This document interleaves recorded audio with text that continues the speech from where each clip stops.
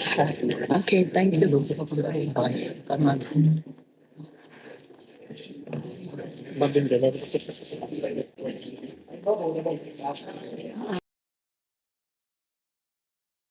Members.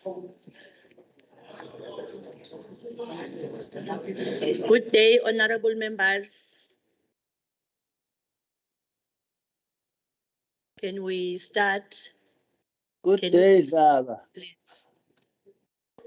Good day, Daba. Good day, Namalunati. Good day, Slalawami Public Works. Namalunati. Honorable members, we will now proceed with the debate on vote 6.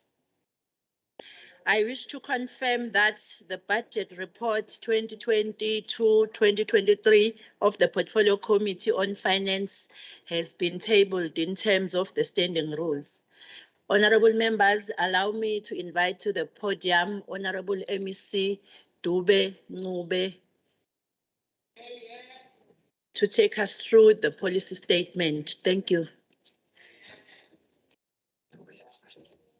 Yeah, thank you.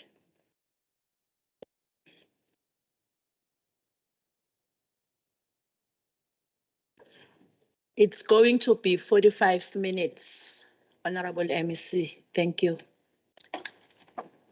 Thank you, Chairperson. Honorable Speaker, Deputy Speaker, members of the Provincial Legislature, Honorable Mayors, Councillors, amakhosi akithi asendlunkulu ahloniphekile, abaholi bezenkolo, the Director General, the heads of department, all the distinguished guests, abantu bakithi bakwaZulu-Natal abasilalele kuzona zonke izinkundla. Sihlalo wethu wanamhlanje kule committee elibalekile, hlonishwa, siyabingelela.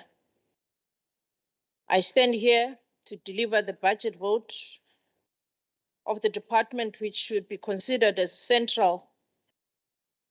central core to the provincial engine that provides critical support to provincial and local government in mobilizing funds and ensuring a well-oiled public service machinery that is accountable to its people.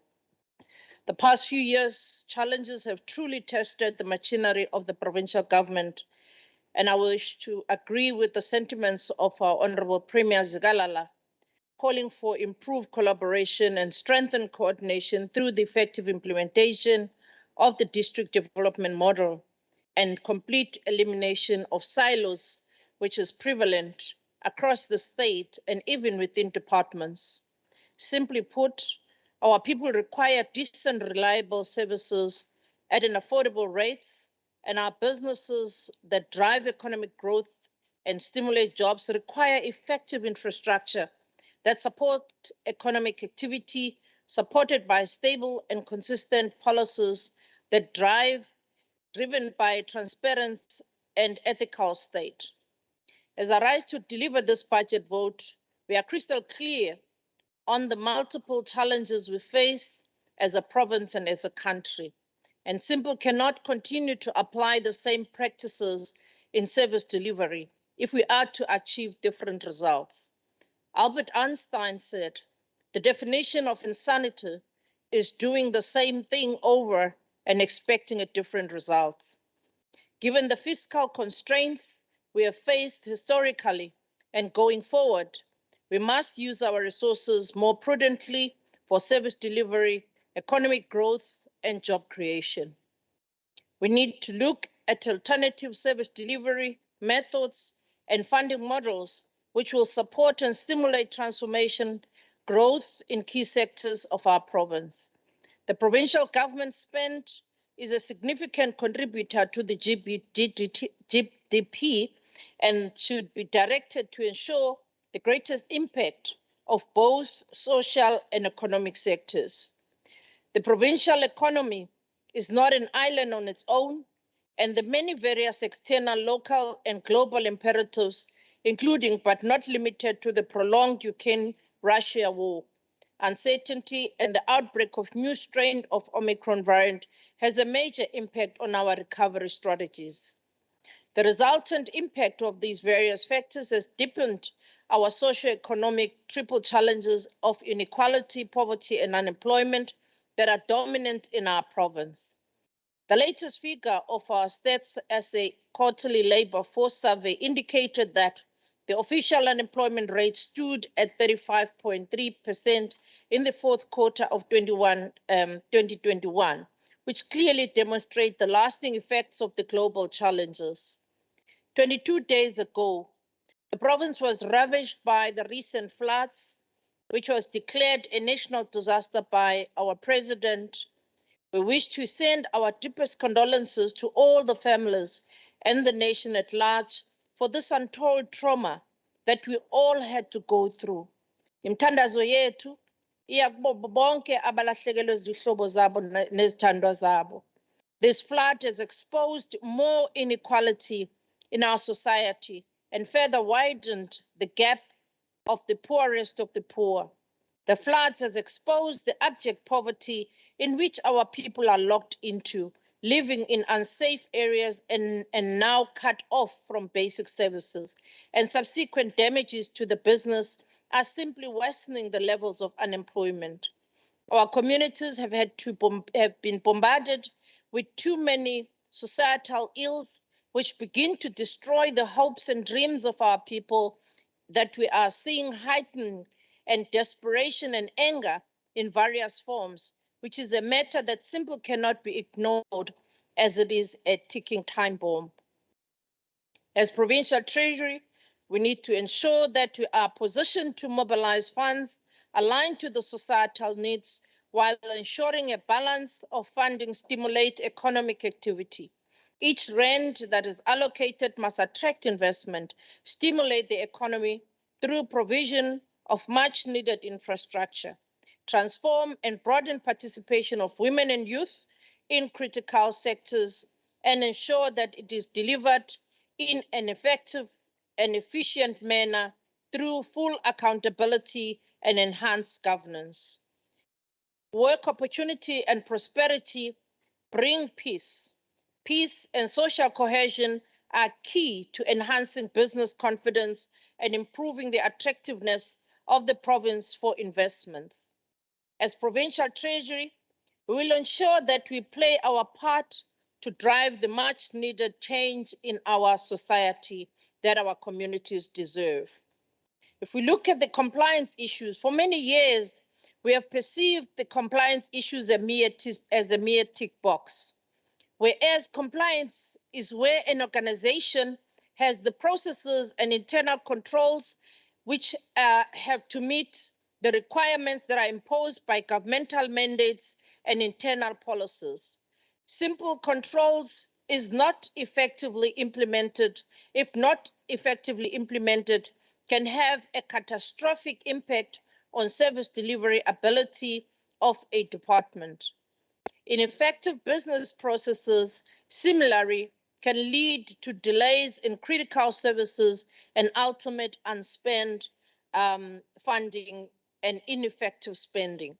Supply chain management is possibly considered one of the key enabling business processes in government, and therefore we are accelerating compliance with all the SCM prescribed provincial departments, municipalities, and public entities. This will be our focal point area to support continued enforcement of compliance and enhance the link to effective delivery mechanisms and financial management reforms. Madam Speaker, honorable members, while our oversight role and model to monitor the spending and revenue collection remains critical, it will be remiss if Provincial Treasury fails to support departments in ensuring that they support vulnerable groups in their procurement spend. Government has to use its buying power to achieve the economies of scale, to leverage more savings when procuring goods and services that are concerned, so that we have more money that is directed to service delivery. I'm saying this having borne in mind the recently issued procurement, provincial and national guide pertaining to the Preferential Procurement Policy Framework Act, following the Constitutional Court judgment against the procurement regulations of 2017. The provincial departments will have been assisted and will be guided with this guide to the best interest so that service delivery is not adversely affected, while at the same time not digressing on the strides that have been made in the empowerment spend. We are also cognizant of our developmental role as a provincial treasury in assisting and developing small businesses while harnessing their full potential. That is why more emphasis has been placed on looking after their interest, including but not limited to assisting them with their compliance. Treasury obligations like keeping them on the central database and ensure that the BE status is correct. However, they are not sufficient if campaigns such as financial literacy still lag behind. We are reviving this campaign. These are the types of partnerships that we wish to nurture while bringing close to small businesses, bodies like ABASA, SAICA, AG, banks, business chambers, and training programs so as to assist the small businesses.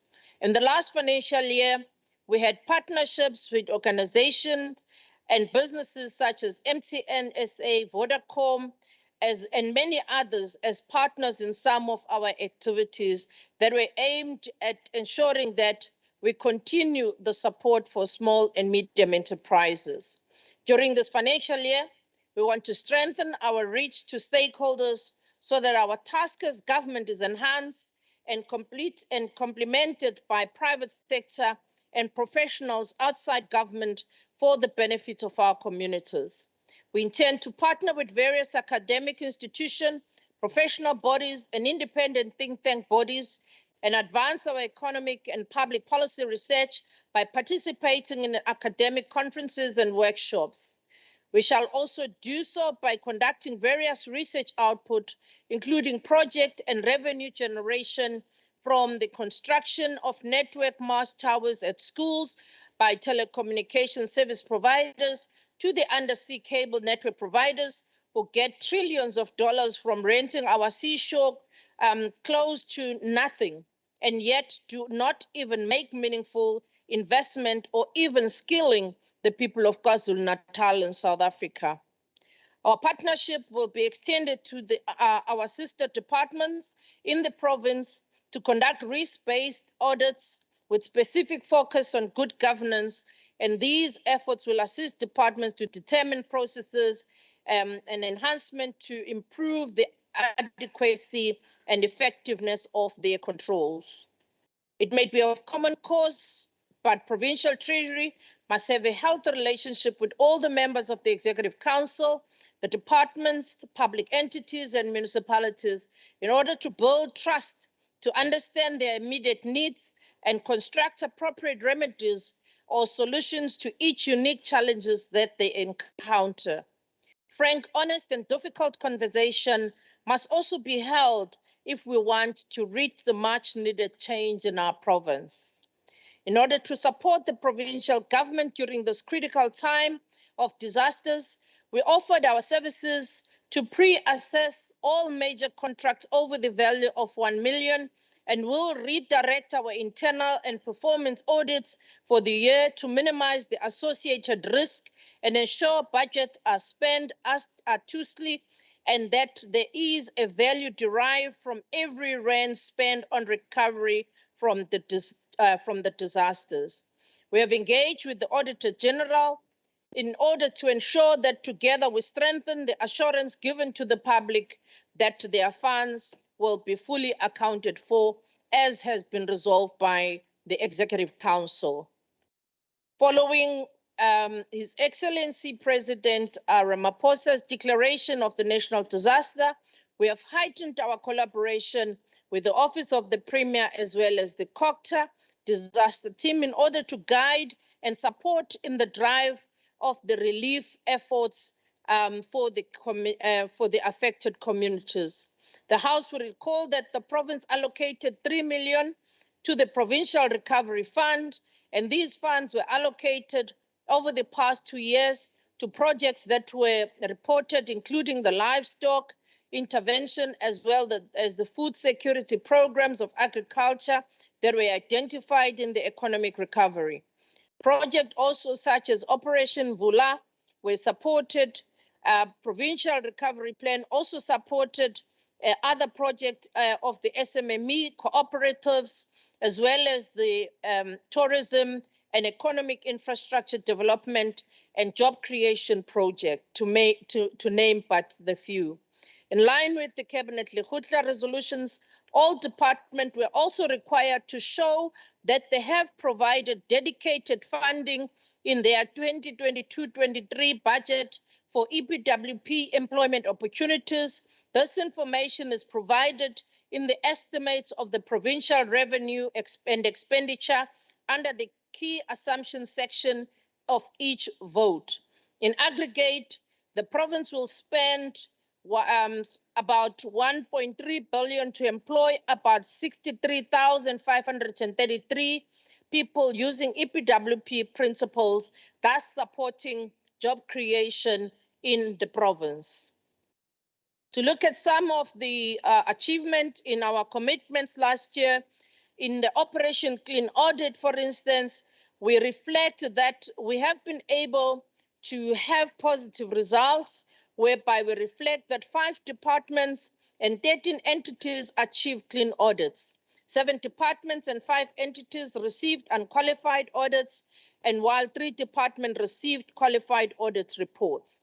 The improvement of the effectiveness of financial management in province remains a priority towards attainment of the improved audit outcomes, and is a culmination of the efforts of all business units and provincial treasury towards the common outcomes.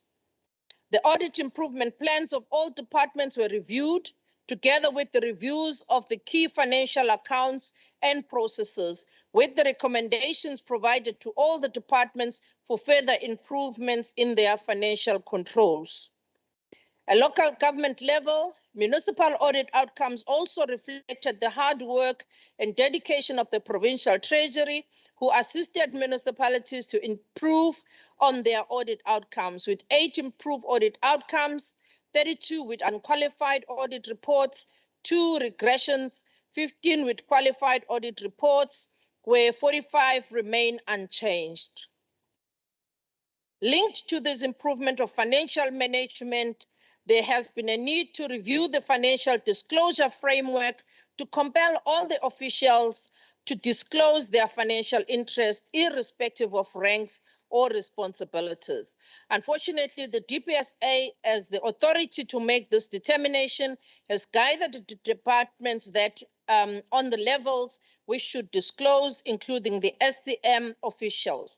However, Provincial Treasury has undertaken biannual reviews of the provincial and municipal employees who match on the central supply system, which is the employee who are potentially who might be potentially undertaking work with the state, as preventative measure for the respective accounting officers and SCM managers, who can therefore avoid awarding contract to state employees. Working with professional bodies and recognized accounting organizations in pursuit of clean governance and financial management between both government and private sector. It is through this vigilance and maintenance of professional standards and integrity that we will instill integrity and ethical values in our officials, and thereby reduce the unethical and fraudulent behaviors, while encouraging the exposure of corruption amongst our officials. Our commitment to ensuring that public procurement is used to quicken the tempo to ensure economic recovery and job creation, as it's shown that there has been a percentage of government procurement that has been spent or allocated to the designated group. In 2021-22 financial year, preliminary unaudited statement showed that 55.86% was spent on Black-owned companies, while 46.35% was spent on women-owned, 18.57% was spent on youth-owned, and 0.64% was spent on disabled companies. 57% was spent on military veterans. This clearly indicate the government spend that is directed on targeted group. This as a source from the National Treasury Bus and CD and CSD reports. In respect of Operation Pay on Time, a dedicated Operations Pay on Time team was implemented to ensure that support is given to SMMEs with resolving payment disputes with government. In previous financial year, the team were able to resolve payments totaling 34.3 million or 243 SMMEs. As reported last year, our shift towards assessing value for money, where the main objective of the audit is to determine whether there was economic procurement and effective use of value for money, was realized. This resulted in several performance audits being undertaken to assess the effective, efficient, and economical procurement and spending or use of resources, with the main focus being the procurement and use of consultants, particularly by the Department of Public Works as the implementing agent for departments. An analysis was also undertaken of agriculture equipment utilized and whether it is being utilized for intended purposes. We've also made inroads in enhancing our departmental monitoring and evaluation capacity through the finalization of the recruitment processes for the post who will be undertaking the impact assessment reports on the financial management support initiatives that the Treasury has undertaken with various stakeholders. Looking at the budget and fiscal management, whilst the cash reserves are not at the level prior to prior years because of the budget cuts, our departmental spending pressures, we have maintained a favorable provincial cash position that generated much needed revenue to the provincial fiscus through interest earned on cash. Assistance has also been provided to departments and public entities and municipalities to unlock the stagnant infrastructure projects, where we deployed the infrastructure crack team in departments, with work being done with the health department in delivery of clinics and with the Department of Education in the delivery of sanitation at schools. In 2021-22, the focus in terms of revenue enhancement was within the Department of Education, where they worked very hard to collect as much revenue as possible from within the department. And this really helped because the Department of Education was encouraged to collect so that these monies can also be plowed back within the department. As was highlighted in this budget in the province, as we tabled in the House in March, the province continue to budget for the contingency reserves, and this assists the province during the year for unforeseen budget pressures when they arise. Allow me, honorable members, to go into the votes that we are working with as Treasury. The baseline of our department has increased by 31 million from 653.845 million in 2021-22 to 684.109 million in 2022-23, relating mainly to an inflation adjustment. Madam Speaker, the department also has a record of underspending and ended the 2022-23 with preliminary unaudited results of 91% spent, with 50% of underspend relating to the compensation of employees. We are currently on a full recruitment drive for over 89 posts that are already under recruitment, and we're hoping that within the next 6 months, these would have been filled. Looking on the revenue, the departmental receipts declined significantly in 2021-22 from 414,271 million to 295,886 million, reflecting a 28.5% decrease. The bulk of the provincial revenue is an interest earned from cash reserves held in the provincial bank. To maximize the interest withdrawals from this account, we made only linked to the provincial cash flows requirements, which is closely monitored. The decline in revenue is because of the previous year's budget cuts, which meant that there were lower cash reserves to invest.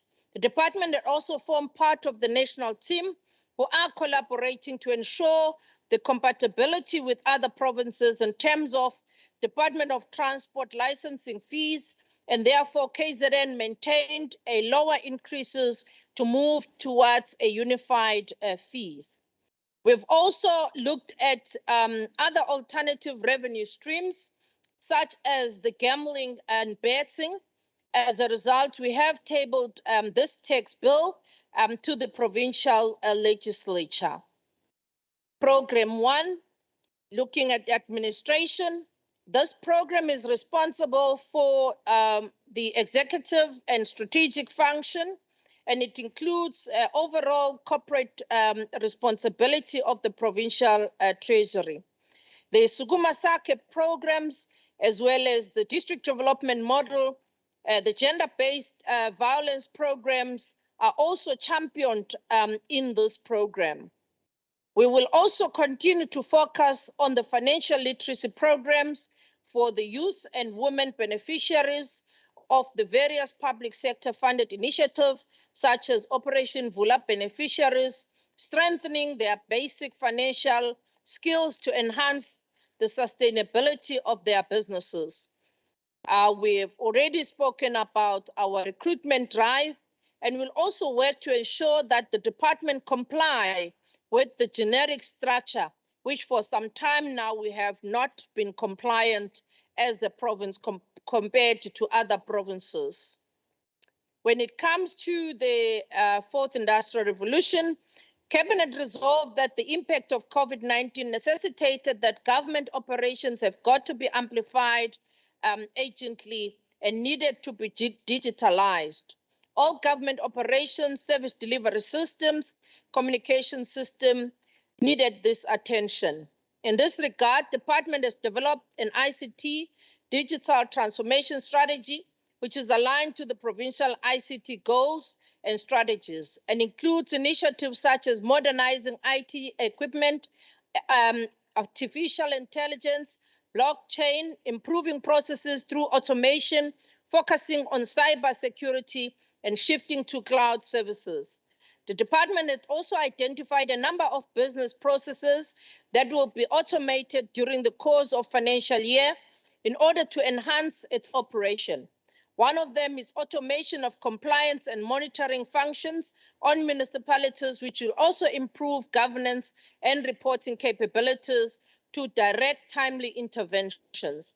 Another focus area is the implementation of the e-learning portal to assist with the training of government departments and municipality. We're also looking at the tools that will facilitate the empowerment of institutions on internal control and risk management, as well as the supply chain management subject. The AG has also expressed frustration during COVID-19, where they were not able to audit some departments and municipality due to the fact that some documentation were not available digitally.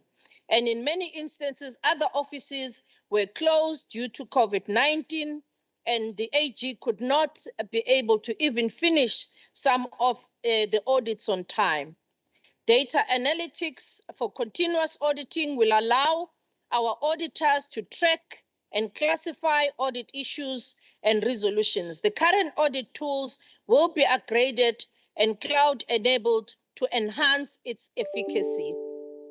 Program 2, this program sees the nominal decrease of 0.0% in its allocation. One of the main functions of this program, which falls under this, is to prepare the provincial program. It remains an important focus that these budget processes are run in conjunction with all the 14 departments and 15 public entities. Provincial Treasury does not prepare the provincial budget in isolation, but follows a consultative process which engages all the departments' inputs from all the departments and public entities in order to ensure that a credible budget allocation is done. The budget processes of the province, as was tabled on the 9th of March 2022, was a culmination of months of work undertaken together with the departments and with the National Treasury and the National Sector Department, as prescribed by the PFMA. And we will be doing the adjustment budget that we will table in November 2022. Over the past 2 years, the unit has mastered their responsiveness to the ever-changing needs and natural disasters facing the province. And this is highlighted by the actions that have already been taken to determine the appropriate budget reprioritization, which can be undertaken to provide for the urgent repairs needed as a result of the recent devastating floods that have caused such hardship in our province. Guidance has been provided to departments, informing them of the reprioritization, but also various circulars were provided and guidance to the department. All budget reprioritization in response to the disaster repairs, as well as any disaster allocation, will be received from the National Treasury, will be formalized in the adjustment budget process in November this year. All budget reprioritization to be undertaken will be vetted and checked by the Public Finance Unit so that all environments are within the parameters of the PFMA. We will also continue to strive to ensure that departments and public entities comply with the PFMA and Treasury regulations, as well as the Treasury circulars, instruction note directive through our various support programs, but must also highlight the critical role that accounting officers and accounting authorities play in ensuring that government finances are spent efficiently, effectively, and economically. On the infrastructure analysis, infrastructure and IDMS teams will continue to engage the National Treasury to ensure that all provincial departments maximize their investment in public sector infrastructure and maximize their infrastructure allocation. The Department of Health and Department of Education had an opportunity of accessing additional financial incentive to their baseline by submitting planning documents and performance report that meet the minimum requirements as outlined in the guidelines for the performance-based. The financial incentives are ring-fenced within the baseline of the department and the education infrastructure grant and the health facility revitalization grant. And our departments have been able to qualify for these grants ahead of other departments. And this has seen the Department of Health achieving 92% score and received 42.8 million, and the Department of Education achieved 83% and received additional 105 million from the fiscus. The President, in his visit to the province at the onset of the floods, requested that we study and ensure that key government infrastructure need to be ensured against the natural disasters as a means to mitigate the reliance on the National Contingency Reserve and on government fiscus, given the ongoing restraints we face as a country. We have taken up this task and will undertake research to establish the financial and legislative opportunity. Economic analysis focuses on analysis on the possible factors contributing to the continuous decline in the funding for educational school nutrition programs in KwaZulu-Natal. A further study is currently underway on the assessment on the value for money on the infrastructure spending in KwaZulu-Natal, particularly on the education infrastructure. On the public-private partnership, this unit will be delving into various areas to strengthen the infrastructure delivery in the province. Strong infrastructure investment is part of our government-planned economic stimulus. Only through sustained economic growth can South Africa create jobs to reduce poverty, inequality, enabling us to reach our goal for better life for our communities.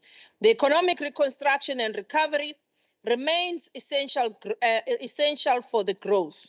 To complement these interventions, KwaZulu-Natal Treasury PPP unit will be looking into the methods of accelerating infrastructure investment, as this is the backbone of the thriving economy. The focus will be on electricity, water, sanitation, and other modes of service delivery.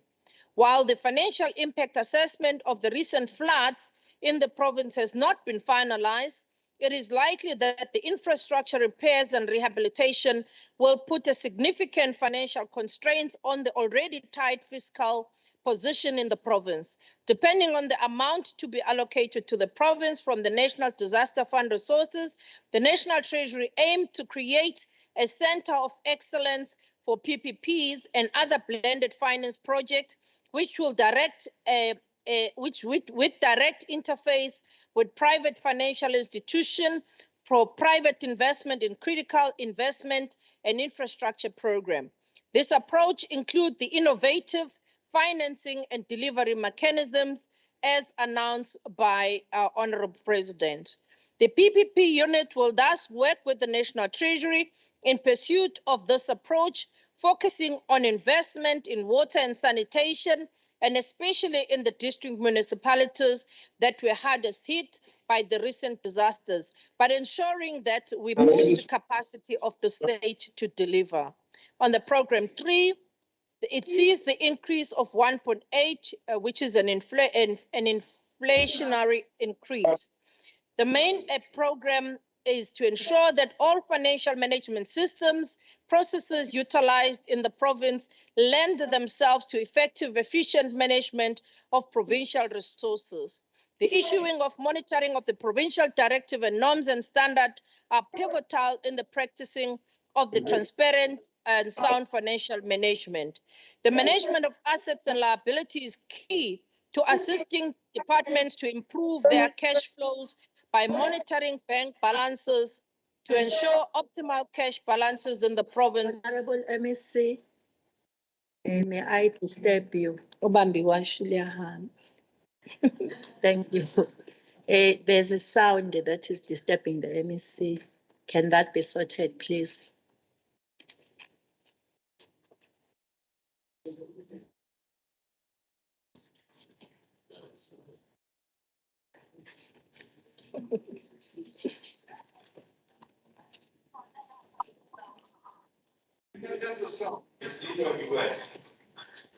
Sorted. You may Hi, Luni. continue, MEC. Hi, Baba Luni. Ngiyabonga, sis.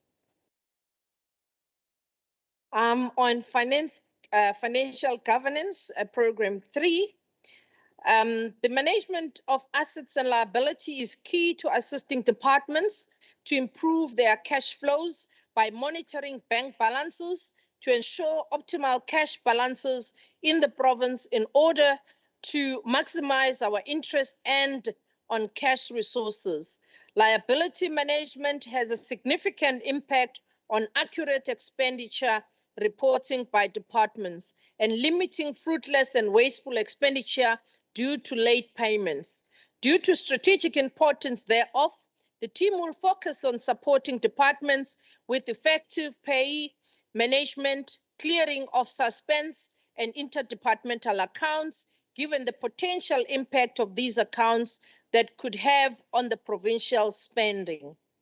The department will continue to play a significant role in the implementation of provincial-wide multi-level PFMA audit readiness financial management support plans that has been developed in collaboration with the Office of the Premier to achieve the objective of providing or improving audit outcomes of the departments and public entities. The achievement of the 90% of unqualified audit outcomes by 2024 is something that we're really serious on working towards. The following target projects and initiatives have been identified to achieve the outcomes outlined above by 2024. The provision of specialists, financial and asset management support to the departments and public entities, provision of technical support and financial management training to strengthen capacity of officials at departments and public entities on reporting standards, support to departments and public entities in the preparation of their interim financial statement with the objective of improving the availability of the quality supporting documentation to support the financial statement and management information so as to avoid misstatements that we always see. The monitoring and the compliance with the month-end closure procedures and submission of the interim and annual financial statements.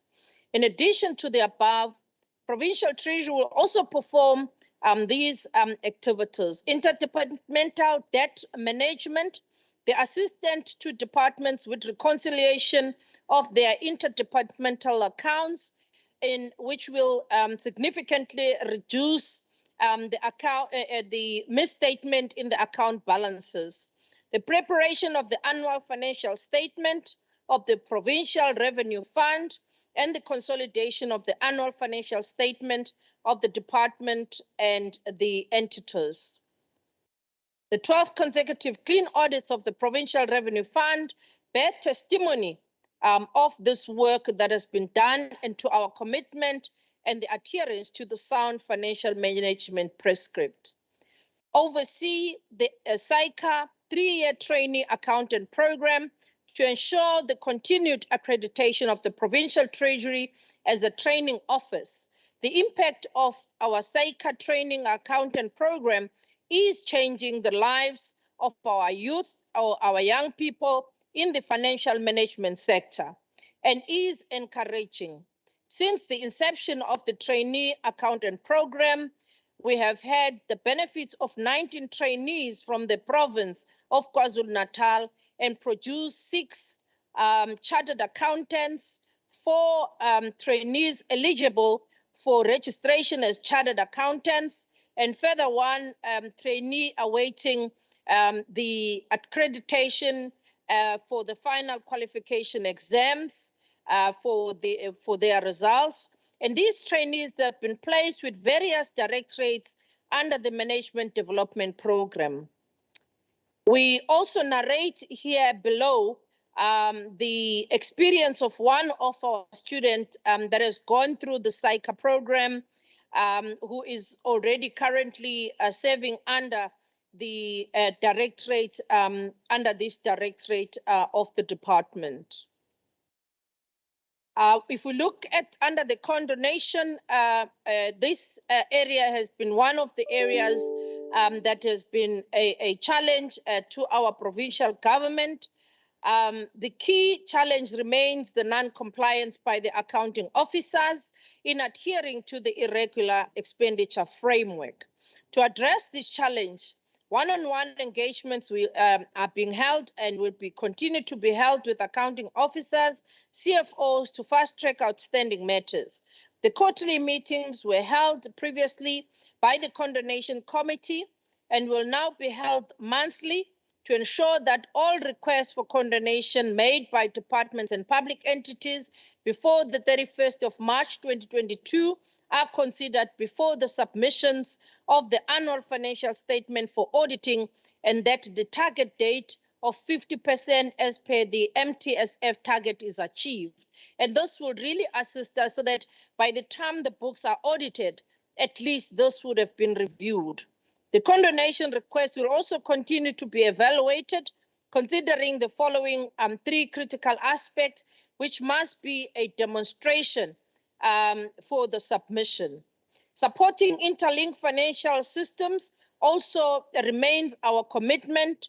The optimal protection using the biometric access system to both a bus and pestle transversal system, thus mitigating any financial losses to our provincial fiscus. On the supply management system, also this area is one of the areas I've emphasized already. The unit continued to monitor the progress and maintenance of vetted contract registers at local government level, which is a critical in limiting irregular expenditure because of expired contracts or unauthorized extension of contracts. Program 4, the internal audit. This program also continues to work with various departments. Audit on financial processes will remain a priority of 2023 financial year, and it impacts directly in the improvement of our audit outcomes. It is inevitable with the onset of the 4IR that government will progress by making investment in technology. The increased dependence on the IT increases the level of technology risk that departments will face. This in turn increases the significance of IT auditing. The internal audit unit will therefore continue to monitor the IT risks in province and review various IT systems and projects to ensure that significant vulnerabilities and weaknesses in the IT processes and systems are identified. Together with the newly appointed Provincial Audit Committee in the Q1 internal audit will also monitor the implementation and recommendations provided to the departments to strengthen the processes and system arising from the AG's report as well as the internal audit. All provincial departments in 12 municipalities will be assisted in the development of ethics and corruption risk registers, including the review and updating of their fraud prevention plans, which are critical preventative tools. Program 5, Municipal Financial Management. Treasury will continue to monitor municipalities' in-year monitoring processes to ensure that municipalities continuously improve their reporting on the MFMA. Department is intensifying the support to the delegated municipalities in order to ensure that they have a funded budget when they adopt their budget. Financial experts have also been deployed to these following municipalities that are highlighted there. Municipal Revenue and Debt Management is a new sub-program and is being phased in. It is aimed at providing technical support to selected municipalities and also to assist in improving revenue and debt management processes and controls in the department in the current recruitment processes to fill the new positions of this section. As part of the building of the new capacity, training is ongoing for municipal councillors. Honorable MEC, can we agree that we will take from your minutes at the end? Thank you. Okay, although it was taken that time.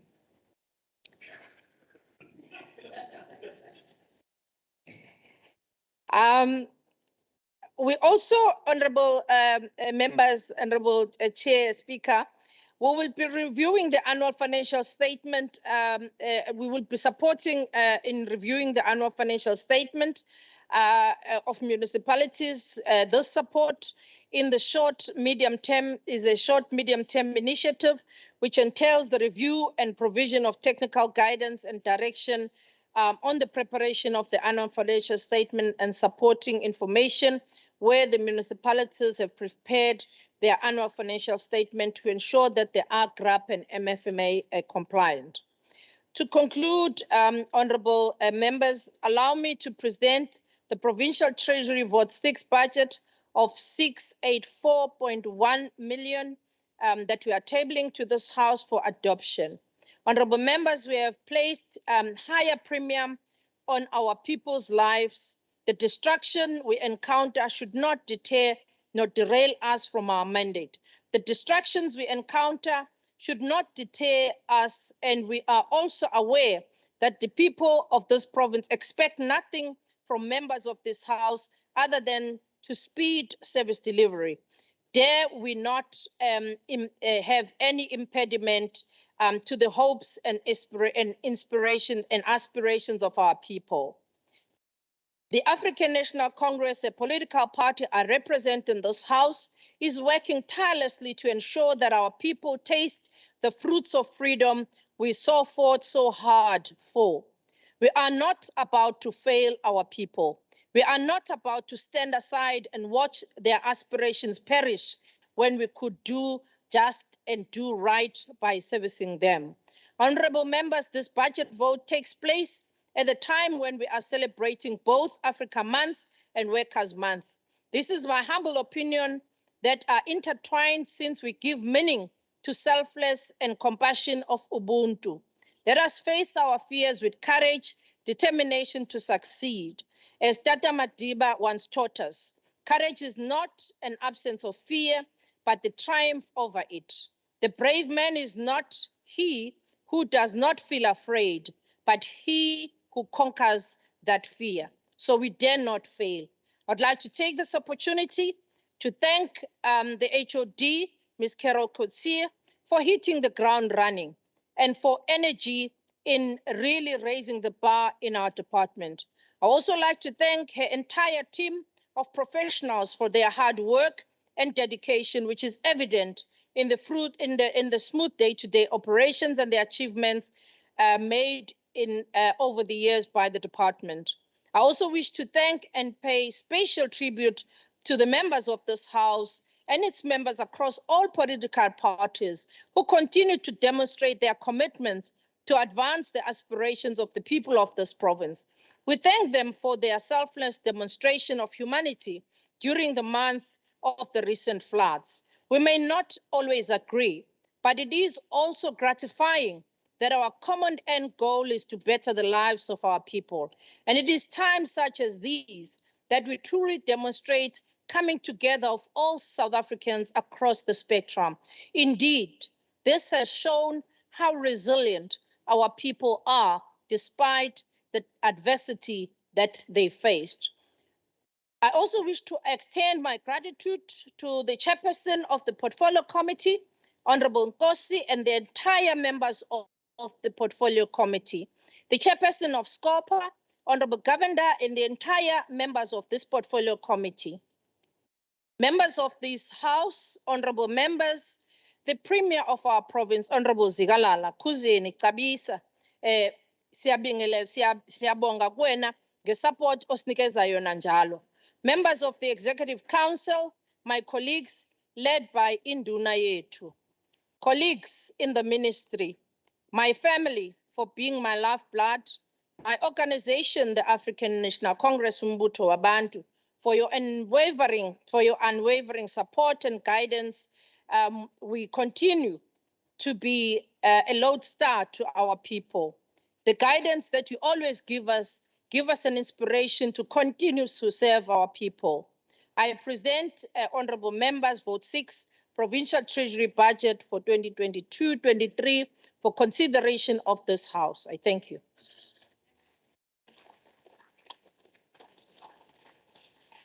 Thank you very much, Honorable MEC Dube. Let me invite the chairperson of the Portfolio Committee, Ubaba KK Sipho.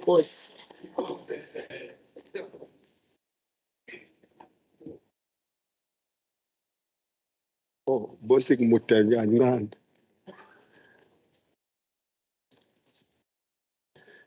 Thank you very much, Sihlalo Wendlu, ngokusinika leli thuba ukuthi sithule umbiko wekomiti lezimali kulesifunda saKwaZulu-Natal. The core mandate of the Finance Portfolio Committee is to conduct oversight, primarily on vote number 6, the provincial treasury, as well as transversally over the financial performance of all government departments and entities. Scrutinizing the budget for Treasury and making recommendations thereon is part of our committee. The committee met on the 17th of March 2022 to consider the 2022-23 annual budget of the vote number 6. We are not going to waste your time because it is fresh that the MEC has indicated that she's tabling the budget of 684.109 million rand. So there's no need for us to repeat that. And she also went to an extent of analyzing each and every programs out of the 5 programs that we have. And we wanted to confirm as members of the Portfolio Committee that indeed These are the figures that they tabled, and they also appear in our Green Book. In conclusion, Honorable Chairperson, members of the Finance Portfolio Committee unanimously adopted the 2022-23 Annual Performance Plan and the budget for vote number 6 on Tuesday, the 3rd of May, 2022. I would also like to thank the honorable members of the Finance Portfolio Committee for hard work that they always demonstrate, as well as the support staff of our legislature, who are always giving us the necessary support. On behalf of the committee, I would also like to thank the MEC for Finance, Honorable N. Dube, and all the officials of the Provincial Treasury, including the newly appointed one, for the good working relationship with our committee. The committee recommends that this House votes in favor or in support of this budget as it was tabled by the MEC. We thank you very much, Honorable Chair. Thank you very much, Honorable Nkosi. The first speaker to come to debate on this vote 6 budget speech will be Honorable M.A. Zulu for 14 minutes. Make.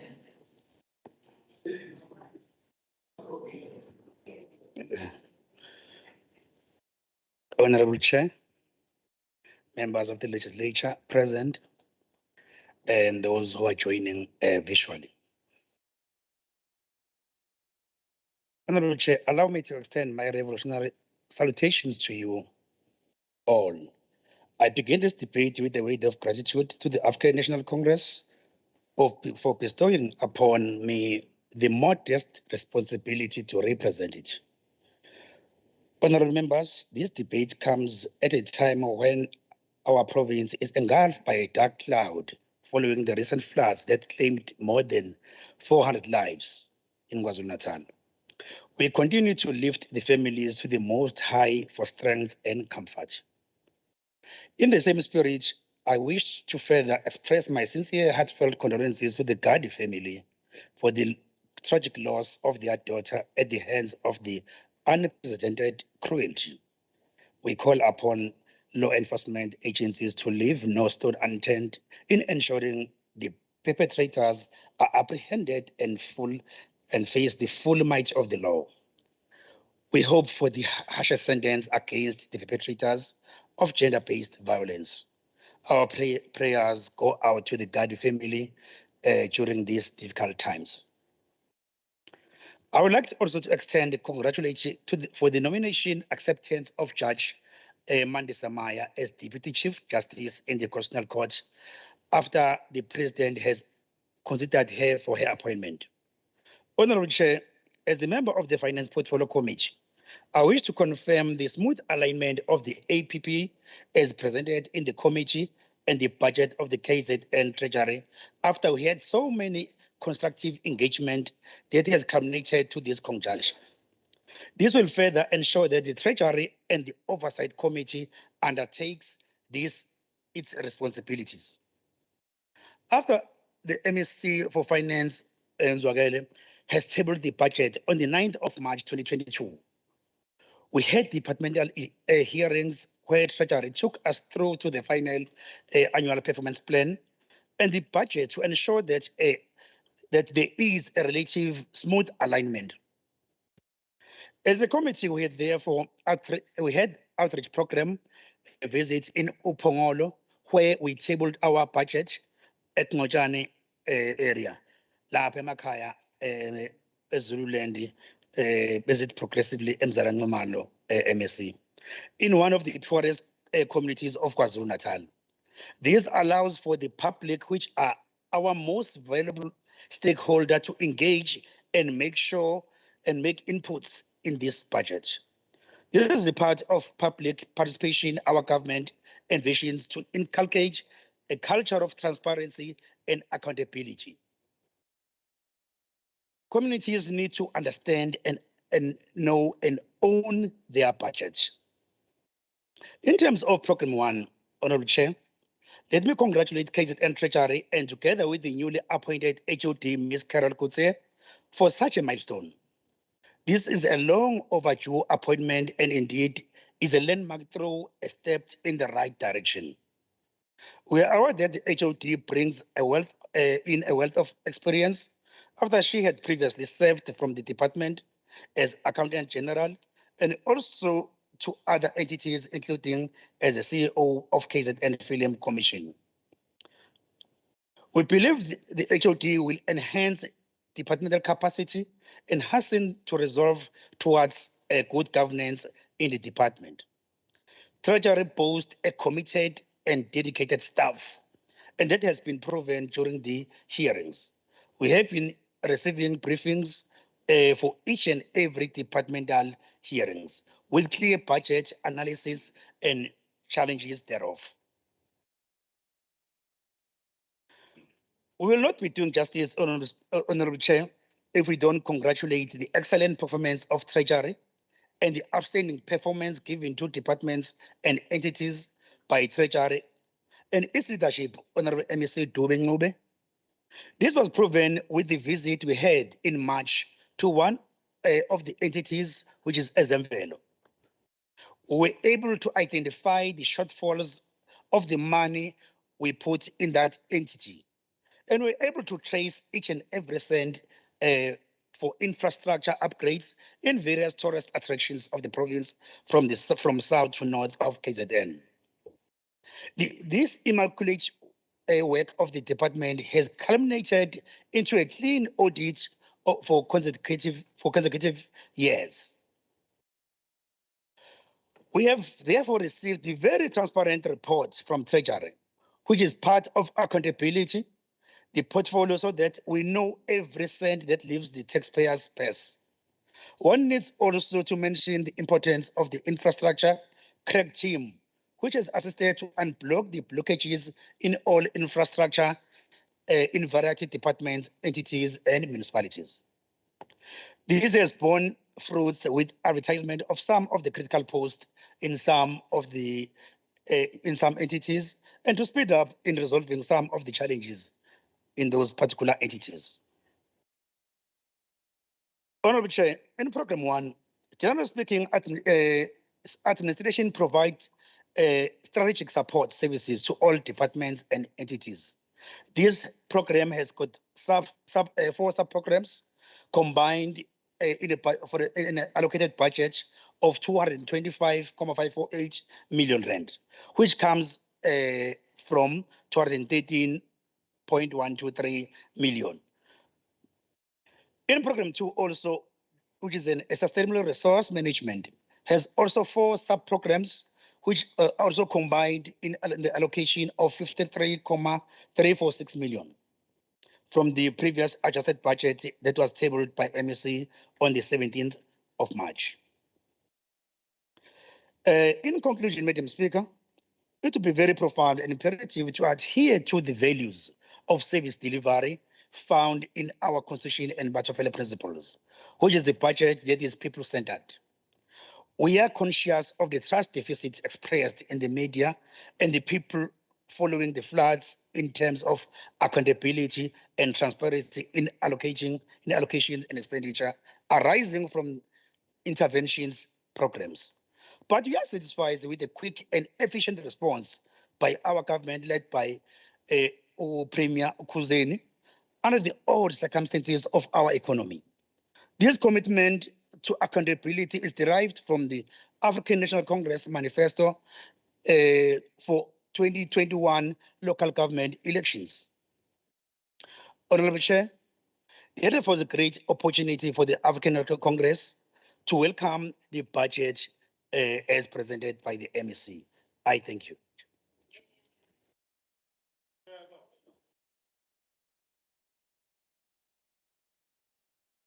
Siyabonga kakhulu Magef. Isikhulumo esilandelayo umhlonishwa AV Hlabisa for 10 minutes. Honorable Chair, for records, VF Tabitha, Honorable Chair.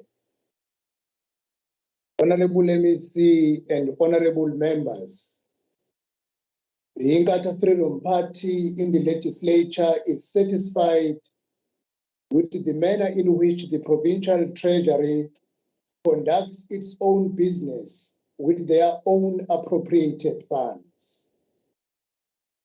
This department has, for a number of successive financial years, received a clean audit report from the AG. This is a reflection of leading by example by the department as the overall overseer of the provincial funds allocated to all departments and entities. In respect of the department's role to oversee provincial appropriated funds by all other departments and entities, a lot still needs to be done. This is an area where the department still needs to jack up its functionality. The project of government entities scoring clean audits in their audit reports has remained a pipe dream in KwaZulu-Natal for a long time. It is likely to remain so for a very long time to come if the attitude from the departments and entities towards compliance with the rule of law does not change for the good. We note the target of 90% unqualified audit outcomes in 2024 as has been presented as members of this House and with our oversight role, we will give support to the department in this target. The support that has been given to municipalities and yielded to unqualified audit outcomes is also noted with appreciation. And the further support that is going to be given to Mkanyabude as one municipality that is performing badly when it comes to finances, Uthukela, Umzinyati, Mpofana, and Emadlangeni is also noted with appreciation. It remains a matter of concern that the two big spending departments of transport and health have remained with qualified audit reports for the 2021 financial year. Unnecessarily, the Department of Arts and Culture regressed to join these two in the qualified report. Whilst this is a matter that the Treasury is not directly responsible for, however, Treasury remains the custodian of the utilization of funds and compliance with Treasury regulations in the province. Hence, our appeal to the Department of Finance in the province is to tighten its monitoring responsibility on the finances by other departments and entities.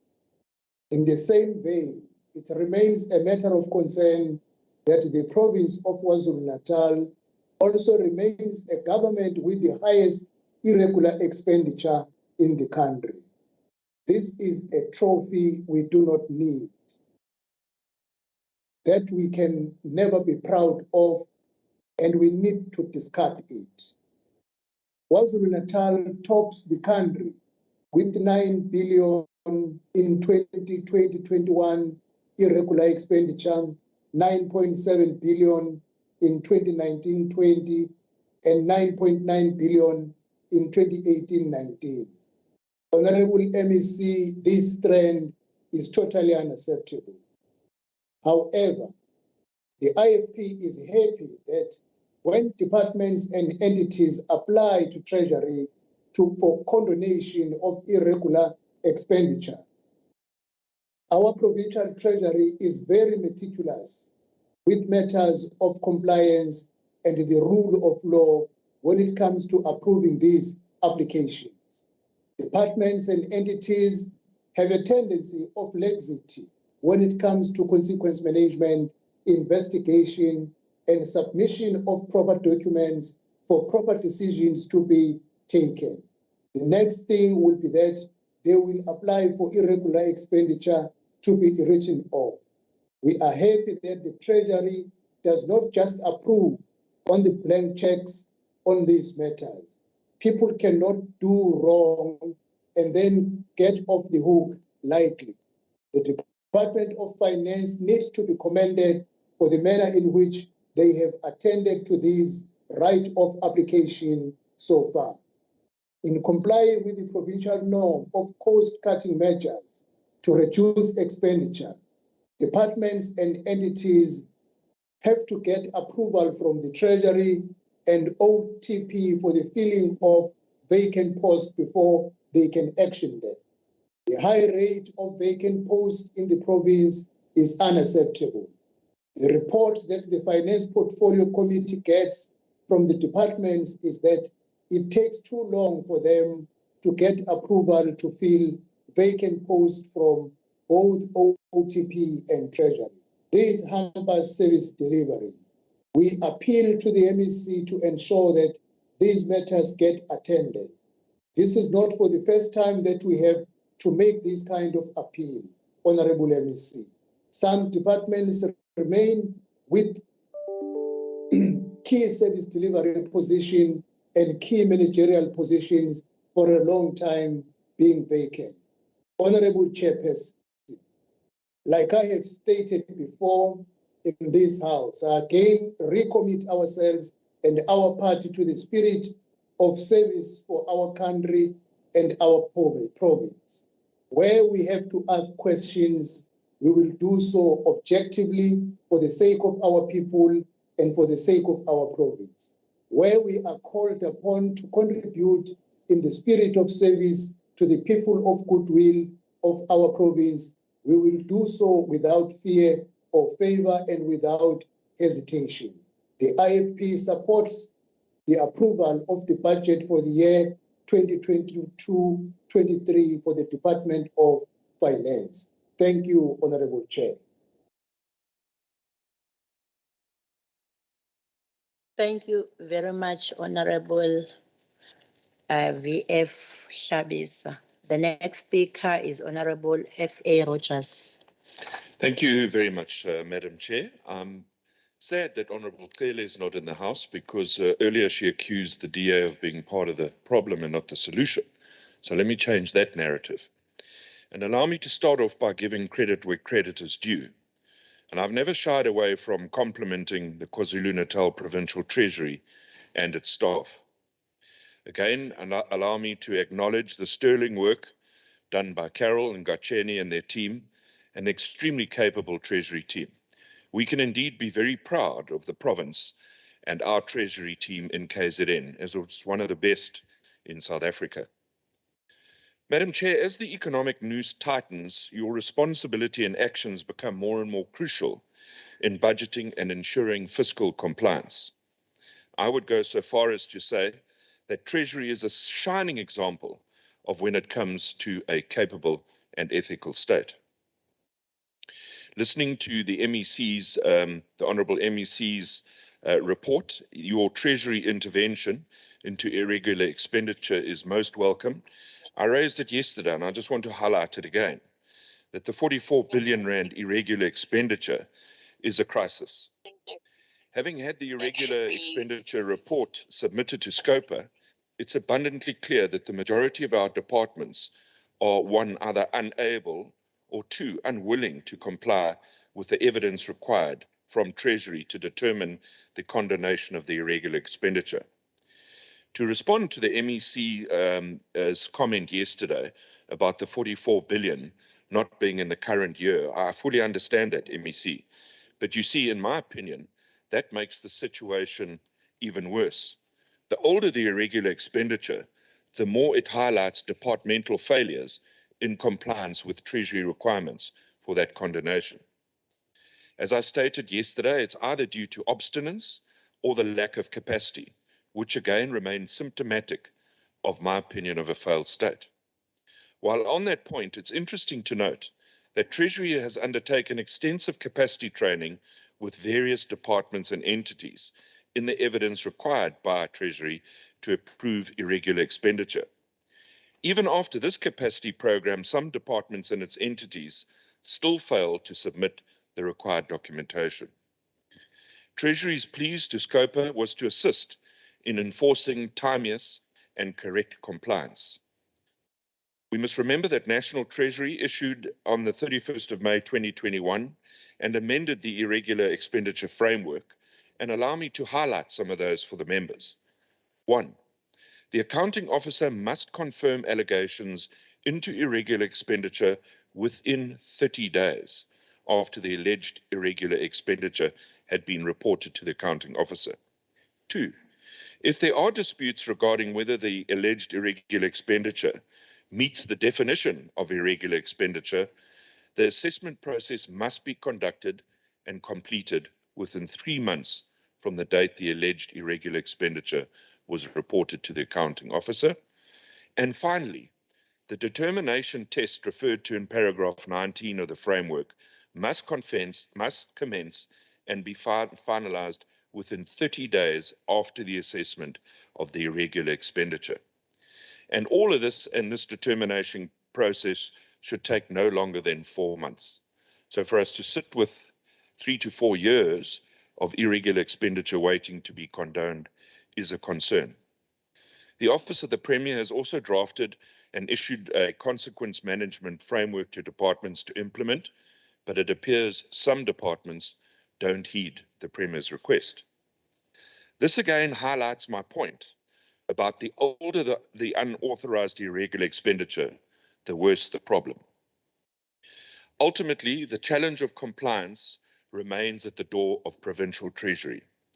On a positive note, however, SCOPA will now call departmental HODs and CFOs to explain to SCOPA why this non-compliance continues. It continues to be the mandate of members of this legislature to ensure accountability and compliance by departments and officials. The one issue that was raised by the Finance Committee is the ongoing under-expenditure on COE by Treasury. This is not a new phenomenon, but continues to beleaguer Treasury and ultimately will impact on Treasury's responsibilities when it comes to financial oversight through budgeting and compliance. Now more than ever in these fiscal times, Treasury needs to ensure that this shortcoming is addressed once and for all. A further important issue highlighted by the Finance Committee was the continued challenges experienced with infrastructure development and the lack of capacity by the Department of Public Works, the implementing agent of choice, to deliver infrastructure projects timeously.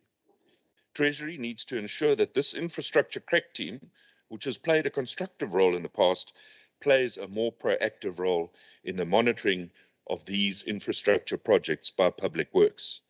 Now more than ever, this province needs to rebuild its economy, and infrastructure projects are absolutely key and vital to that objective. Where failures exist, these need to be exposed and dealt with timeously. As Arnold Schwarzenegger said, I'll be back. Thank you, Honorable Rogers. The next speaker is supposed to be Honorable Seja, but we have received an apology from the EFF. Therefore, Honorable CM Shinga will be the next one.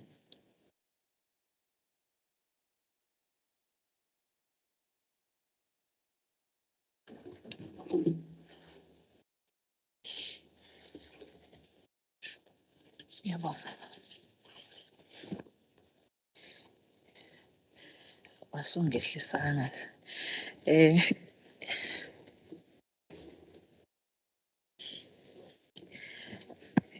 Ngiyabonga kakhulu. Ngibingelele sihlalo namalunga ahloniphekile endlu.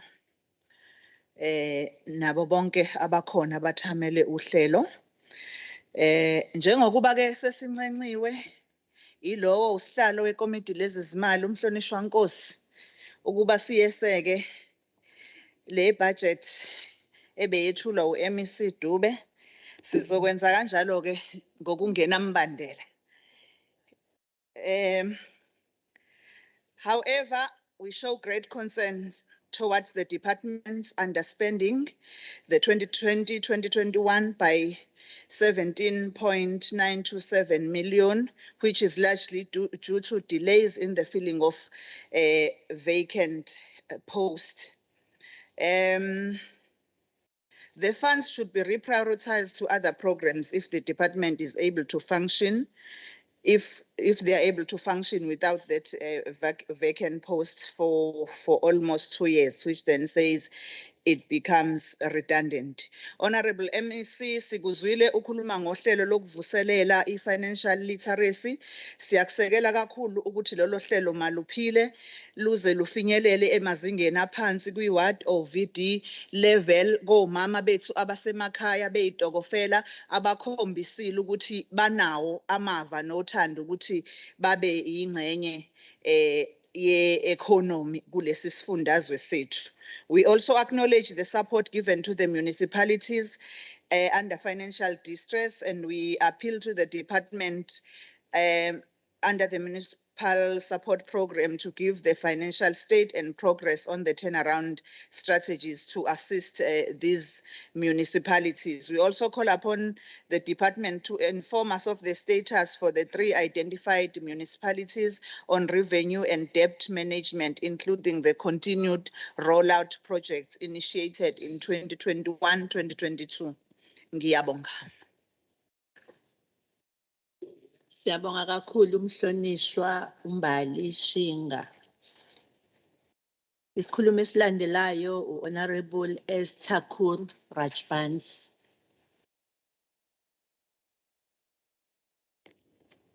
Thank you, Honorable Chair. The MF thanks the dedicated Honorable MEC and the Treasury team for this report. The MF's concern remains donor funding and triple Ps. The global EU funding has ended in 2019 for HIV and AIDS, but now there's COVID-19, and this is not caused by biolab disasters of South Africa's making. As a country and province that has been severely affected by the wrath of COVID-19, our planner should secure funds to replace the 2019 global fund stoppage, followed by the 2020 pandemic. Chronology of disease funding stoppage and new pandemics are crystal clear. Triple P's budget of 6.68 million from 8.6 million shows a 2.5 million saving, but Honorable MEC, this is only a salary bill. What benefit has this unit brought except undertaking continuous exploration with entities?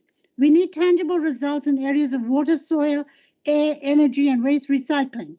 And these involve infrastructure, budget, and skills partnerships given COVID-19 and recurrent floods.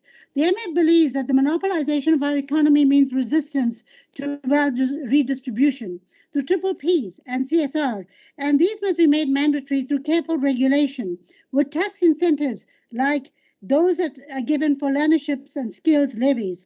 Areas which need further reports are e-pricing, condemnation, and crack team. The other areas of revenue generation are slow and low, and these are driver's licenses and casinos respectively. Ordinary citizens are financially burdened to pay for temporary licenses due to broken machines. The increase to our coffers must be reported during the appropriations on how affected persons will be reimbursed. Furthermore, it is time that gold circle tax rates are revised to reflect its maintained profits, currently 422 million, made mainly from poor people. The distribution percentages needs to be reviewed, and the role of the Department of Sports and Recreation in creating jobs must be considered by repurposing the 67 million given to gold circle. Thank you, Honorable Rajbans. The MF supports the 6.64 Unfortunately, million budget. Thank you. the time is not on your side. Thank you. The next member is Honorable M.E. Phakathi. Thank you, Chair. Honorable MEC, we understand that the critical role of your department is to assist and guide departments in the province and municipalities on how to handle finances wisely and get clean audit. However, Honorable MEC, it seems as if your department still has a big job to do in this regard. Because every time when the Auditor General gives her report, KZN municipalities appears to be struggling to get clean audit. We support your budget with an appeal that you pay attention in this regard. Lastly, Honorable MEC, we reject the habit of returning monies back to Treasury by department due to underspending. This, according to us, is denying our people of service delivery and community development. This says to us, your department must do even more in terms of giving support and guidance to the departments on how to spend wisely without unauthorized expenditure and without irregular expenditure. I thank you. Siyabonga kakhulu umhlonishwa. Umhlonishwa olandelayo umhlonishwa SE Manqele. Fundisi.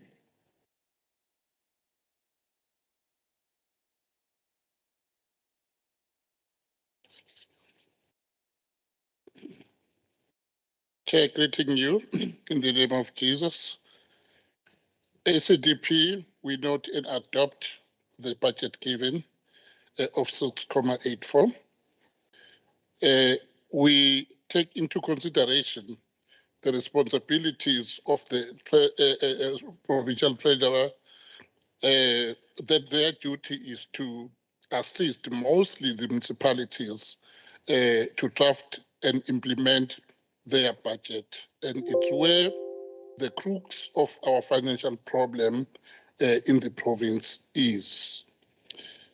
Therefore, a stricter measure also must be given and implemented so that we avoid the negative report from the Auditor General.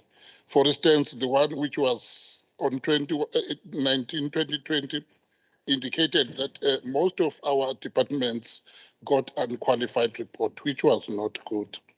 So capacity building and in-service trainings must be provided to all people who utilize funding, whether they're in the Department of Finance or not in the Department of Finances.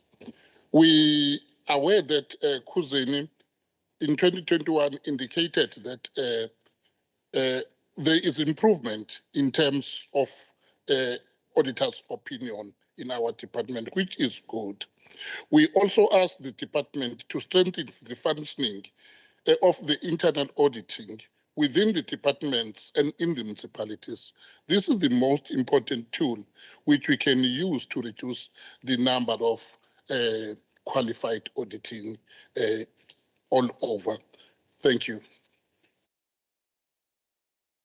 Siyabonga kakhulu umhlonishwa. Umhlonishwa olandelayo umhlonishwa FA Rogers for 2 minutes.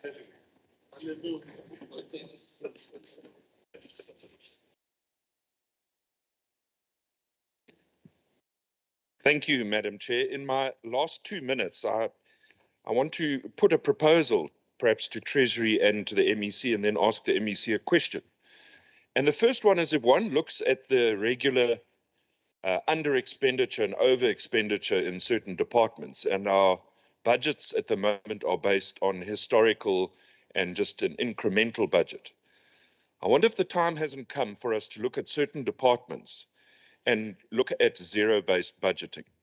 Because very often what happens is we're basing our new budgets on historical expenditure, and times change, and as times change, so the requirement for expenditure changes.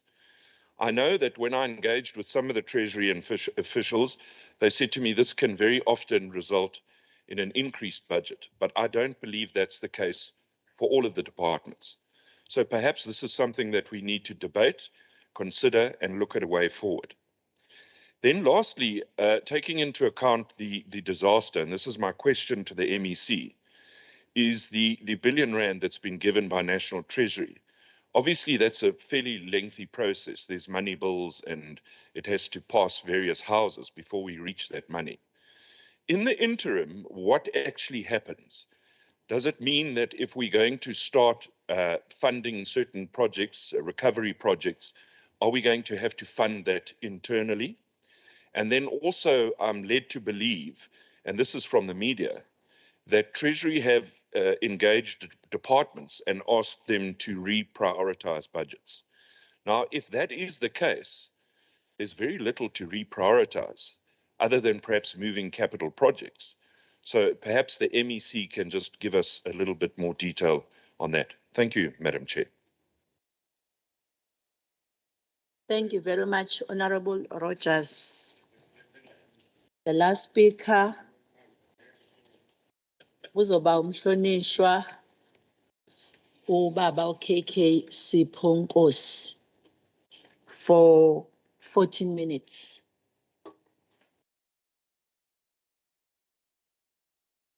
Oh. Thank you very much, Chairperson, for allowing us to debate on this vote number 6 budget. Sifuna ukuqala nje ngokuthi sibingelele kundunankulu walesifundazwe kanye na yonke icabinet, the honorable members of this house, and all the officials of the government and the public at large. Would want to start our debate by reminding ourselves that we are in the unbearable pain as the province of KwaZulu-Natal after the havoc of the storms that attacked us as KZN and the Eastern Cape, where hundreds of our people perished and tens of thousands lost their loved ones and their properties. We are saddened by those who perished who have not yet been found. This is an extreme pain to their relatives who would need closure, especially after the burials. Our prayers and condolences are with all families who are directly affected. We salute our ANC provincial government, led by the Premier and his cabinet, who were and are still toiling as they render assistance to the people who are in need. We also commend the state president and his ministers who abandoned everything and shared the pain with our province. Sithi Mongameli, nabongqongqoshe bakho, ukuzolana nathi siyi-KZN ngesikhathi silila sikushayela ihlobo. We commend our municipalities which did everything humanly possible to render help where it was needed most. We also salute ordinary citizens of our province who got involved in this crusade for help. Kubasebenzi bakahulumeni, siyabonga kakhulu for working around the clock to help our people.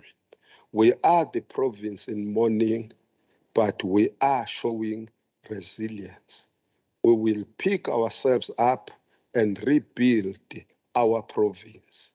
We will not make a mistake on behalf of the African National Congress who play the political game on this one, because this runs against Ubuntu.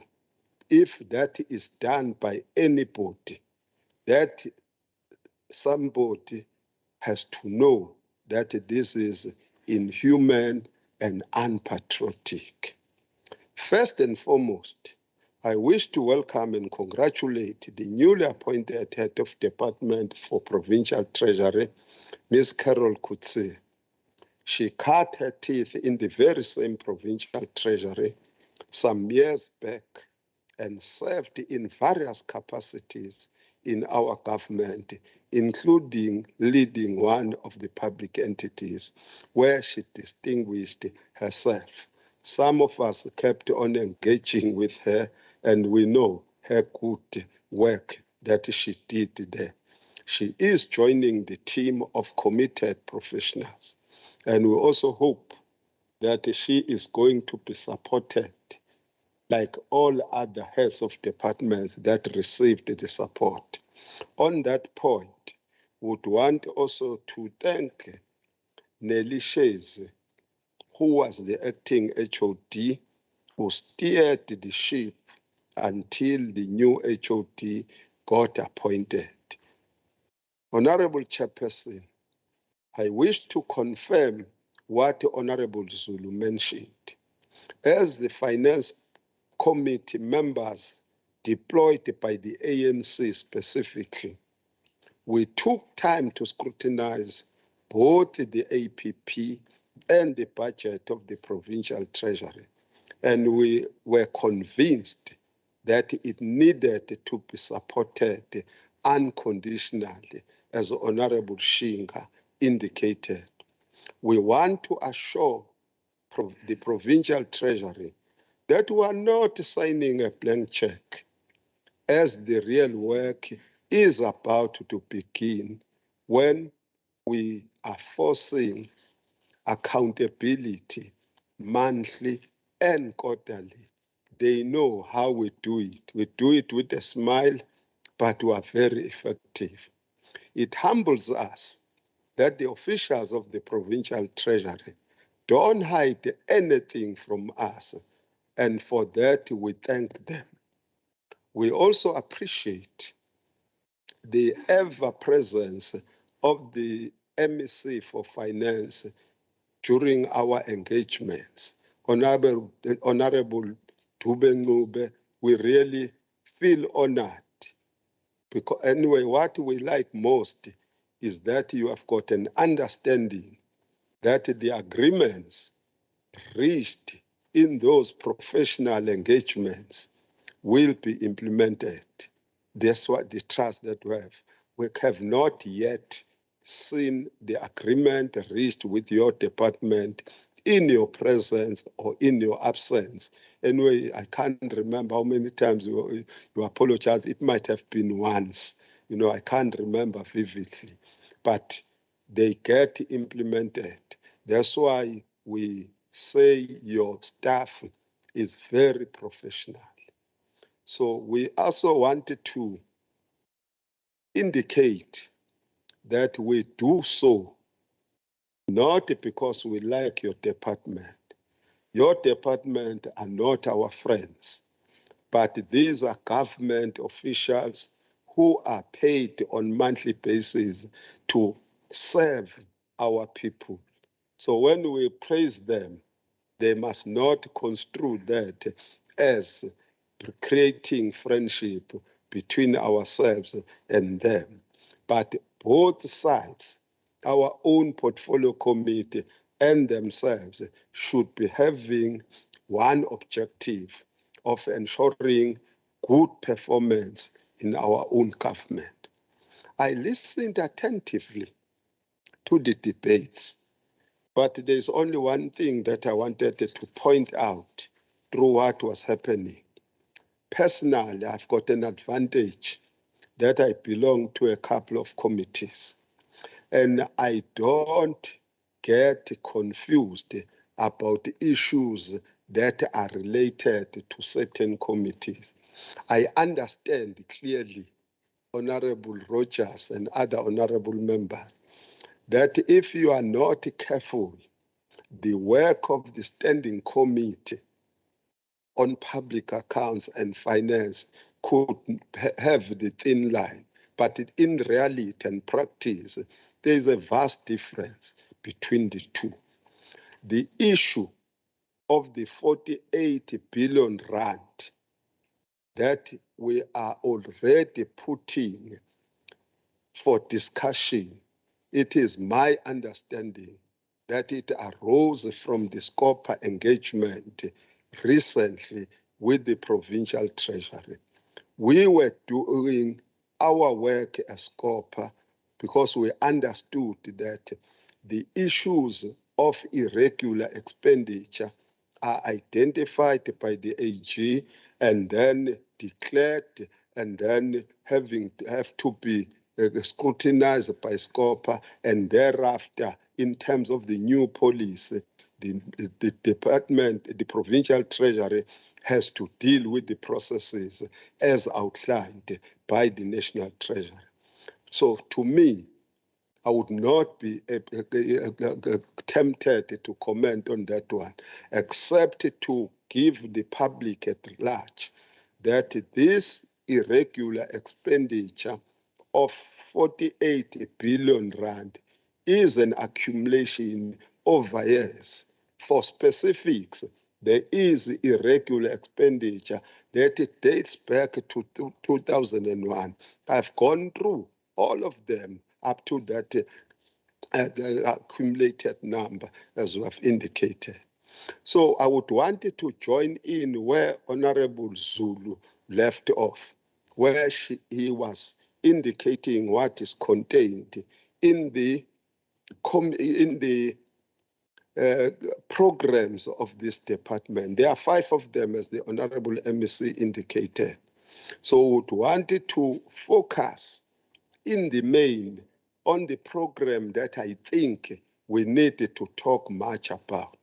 That is the last program, which is a new program of the Provincial Treasury, the Municipal Finance Management. This program, according to my own interpretation, puts the Provincial Treasury to the center in the improvement of financial management in local government. It has 5 programs, and overall those 5 programs are allocated 85.126 million rand, as the MEC indicated. And you can make a comparison that in the previous financial year, it had a mere 54.431 million rand. Why the increase?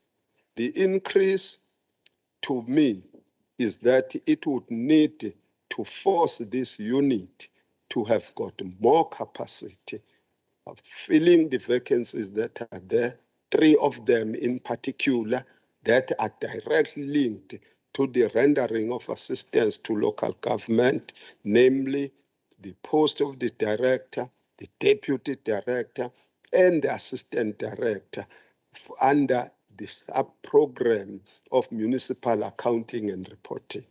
And Honorable MEC, we would love, I don't want a tension between ourselves and your department around the question of the filling of these 3 posts in particular. We would not understand, as the Finance Portfolio Committee, that these 3 critical posts will remain not filled up to the end of the current financial year, which means that HOD and CFO and the MEC and the whole Treasury, we would not understand if they are not implemented by the 31st of March 2023, so that we see more visible treasury in local government. We also know that when you table the MFMA Section 17 reports, we don't sleep well, some of us. I'm one of those people, because it indicates that some departments, some municipalities adopt unfunded budgets, which is against the law. And we also know that they are developing, just for compliance purposes, the indigent policies and compile indigent register, which leave out what is supposed to be there. You know, putting people who can't pay is a waste of time. So having said so, would want to indicate our understanding that we know it is not the provincial treasury and a treasury that must intervene in local government. Then COGTA is there, but as COGTA is there involved in rendering of support to local government, we hope that there will be no territorial boundaries that are created. You have got this unit, and COGTA has got the similar unit. You will work together and all the stuff. So because of the time that has gone away from me, we want to indicate that as ANC, we fully support this budget. Thank you very much. Siyabonga kakhulu, Honorable Nkosi. Let me invite Honorable MEC Dube Ncube.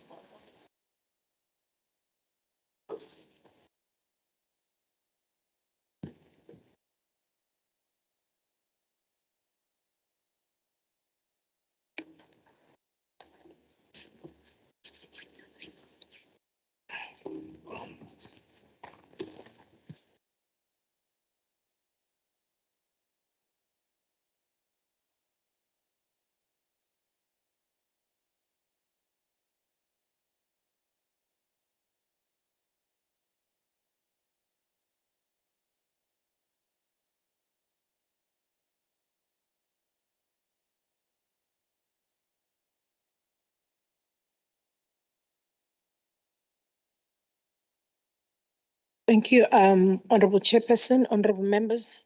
Let's appreciate the debate from the honorable members. Honorable Zulu, MA, Makeba, siyabonga kakhulu with your contributions. And indeed, we want to commit that the work that we are doing, we will ensure that we are aligned, our APP with our budget, but also we commit to ensure that we continue to support the work of other government departments, as well as the values of service delivery and commitments of accountability that you spoke about. The excellent support of various institutions is possible due to the professional expertise that we have in our Treasury team, and we will continue to build a solid, capable team through our current recruitment processes. We indicated that we are indeed forging ahead with the filling of the critical vacant posts. Honorable Hlabisa, we appreciate the support and the work that we do with you in committees. As a provincial treasury, we do agree with the sentiments that we must serve as example to other departments and commit to ensure that we retain our record. The highest irregular expenditure in the province, I agree that this is certainly not the position we wish to see in the province, but I think Honorable Nkosi has really dealt with this matter quite comprehensively. The provincial treasury has a tracking system which documents our turnaround time for filling of the vacant posts. And I can assure you, Honorable Hlabisa, that we don't even spend the applications that come to our office, don't even spend 2 days before they are returned back to the department that have made the application for filling of the post. I remember only of one department where there was a delay because we had asked some questions from that department in relation to how they have budgeted for those posts, and it took them 2 weeks for them to respond back to us, to bring the documents back to us. That was the only department that had had a delay because of their own making as well, that they delayed to come back to us, to bring back the documents. Honorable Rogers, the issue of irregular expenditure is well known to this House, and I think we do agree with the concerns that you've raised, and I think the matter is historical. However, as you would have seen from our previous interaction with the Scopa and what the Honorable Nkosi has said, our HOD has taken a different approach now of trying really to deal with this historical problem, in that is even meeting with the CFOs, one-on-one meetings, group meetings, to really try and get to the bottom of clearing these matters that have been standing there for quite some time. And I think we do believe, and we are certain that this approach will really help us clean this irregular expenditure books that have been sitting for a long time. We also do agree with you that the underspending on COE is something that is not correct, but we have committed ourselves that within 6 months we would have filled these posts that we have highlighted here today. I also want to say, Honourable Rogers, on the questions that you have posed, I think I would agree with you that I think it's about time that we do review our budgeting process.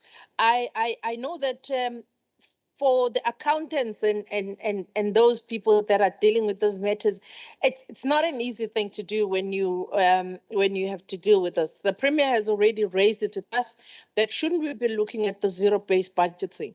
I remember at the eThekwini municipality when we introduced the zero-based budgeting, the accountant and CFO were up in arms because it's a lot of work to do for them.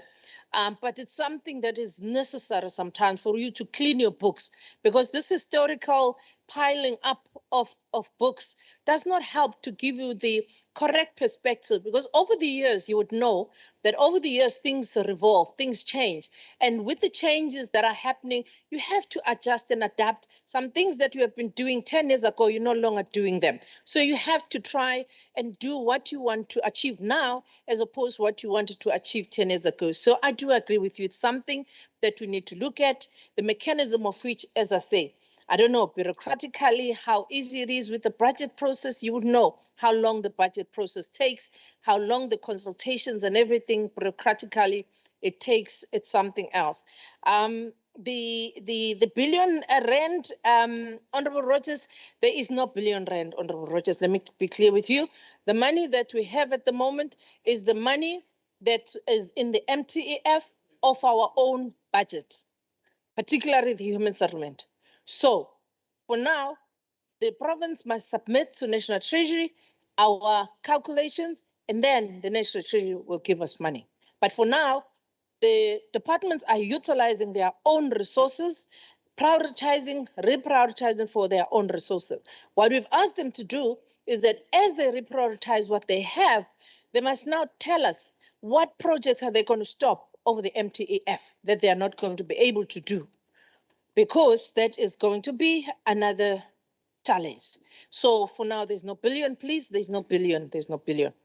There's only our money on our budget that is front-loaded so that we can assist our people, so that we can bring relief that is much needed by our communities out there. Honourable Phakathi, the department has got still a lot to do. I agree with you entirely. We always say in the Treasury that it is actually an indictment to us as Treasury that we continue to have clean audit in the sea of unclean audits, whether they are municipalities or they are provincial governments. We have to work hard to ensure that whatever expertise that we have, we can be able to share with other government departments and entities. And it's something that we are really working hard to do, so that we can, at the end, say the whole of government is moving together, the whole of government is able to achieve clean audit, and we are able to ensure that we account for all the monies. Obviously, there are challenges, not of our own making, the systematic challenges in that you still have your district, offices, particularly of those big departments such as health and education, which is still going to be a problem, because when it comes to assets and liabilities and all those other things, it's really not something that's going to be easy. Public works as well, in terms of infrastructure, auditing of those, it's something that we still need to master. Probably with the introduction of the IT system, digitalization, it's something that is going to improve our systems and really get us to somewhere where we can improve even our accounting systems, because there's going to be less of human errors in the way we are doing our books. The misstatement that we usually see will definitely be minimized with some of the digitalization that we're trying to introduce into our book and to our system. I think the issues that are being raised by the honourable members of the work that is need to be done by Treasury, i.e., in municipalities, we totally agree with you. Absolutely agree with you. The 7 municipalities in distress in KwaZulu-Natal have been identified, and there's still a lot of work that we need to do in support of those municipalities in distress. We also have municipalities that have adopted unfunded budgets. Legally, it's not allowed to have unfunded budgets, and that should not have happened. We should have been able to preempt that those municipalities did not have enough financial resources in their books, and we should have anticipated that they are not allowed to have unfunded budgets and intervene on time. We are now adopting as well a different approach in that the Section 71 reports that we receive monthly from municipalities, we have adopted an approach that say those reports are supposed to be our early warning systems, ages reports, and all those instruments that are there in the MFMA that are giving us as Treasury responsibility to support municipality needs to be used and used as early warning systems for us to support and intervene at municipal space. And I think it's one of those things that we've set ourselves to do and to work on quite extensively moving forward. I also wish to thank honourable members, the committee. I think we really, every time we interact with the members of the committee, we become wiser. I think your experience as finance gurus it does really come handy to all of us, but also to other departments, I do think. The interaction that we are having with other MECs in terms of, I think honourable member was asking about that the monies should not go back to the fiscus. I think Honourable Pagati, we do agree with you, Honourable Pagati, but what we've also adopted a new stance now is that we meet regularly with the MECs in order for us to convey to them how their books are looking, how their expenditure are looking, and we normally require turnaround strategies so that they can then catch up with their expenditure. And we're hoping that within no time, we will not be able to return any monies back, because we will be able to catch up on time before the end of financial year, and departments will then be able to spend. But also, with our monitoring and evaluation, we will ensure that they spend where they are supposed to spend, not fiscal dumping or not where they divert money just for the sake of spending. Municipal Finance Unit, Honourable Nkosi, yes, the Centre of Improving Financial Management in Municipality, we are increasing our capacity there. It is something that we need to relook at that structure and the capacity of that unit. And the posts that you're talking about, yes, they will be prioritized. The MFMA reports, as I indicated, they will serve as an early warning systems for us to be able to intervene. What we've done, even in the training that Treasury has just provided to the new committees, finance committees of municipalities, is that we need to be able to educate and capacitate municipalities to understand their roles in terms of the MFMA, but also provincial government need to understand what is the provincial government role in the MFMA, because Treasury in particular, I have been stressing, has got a huge role to play in the MFMA. And until the finance committee of this province as well understand its oversight role in the MFMA, we will escape without us being having done our work properly there. But we don't mind because there's a lot anyway that you are doing in your oversight over what we are doing. Irregular expenditure, indeed, honourable members, it's a cumulative from 2001. So you can imagine that work that results from 2001 of that irregular expenditure to 2022. It's over years. So you will really bear with us because other departments as well, with the change in the administration, the documentation, they're trying to piece together the documentation, they're trying to trace back a lot of work that needs to then guide in terms of following the procedures of regularizing those irregular expenditure or condoning those irregular expenditures. So it's not something that we can just do with the stroke of a pen. As you would have seen, we have to ensure that we follow the law, we follow the rules, so that at the end, all of us can be satisfied that indeed we have done justice towards improving good governance and clean governance and effective governance into our financial systems, as well as the health of our systems. Because as we go every year, because of this cumulative and this outstanding irregular expenditure, it carries on to the following year. And it's creating a problem even for departments because they can't get clean audits because they have this hanging irregular expenditure that is just following them. And until we clean that really past, we will never be able to achieve a clean slate of moving those departments towards a clean life or clean books moving forward. But I can assure you that the Executive Council, the Premier himself, we are working very hard on Operation Clean Audit. We have clear targets. We have regular meetings, regular workshops, and we are going to make sure that we deal with those matters, and we will report back to you the progress or lack thereof, and we will be transparent as we always are. Thank you, honourable members.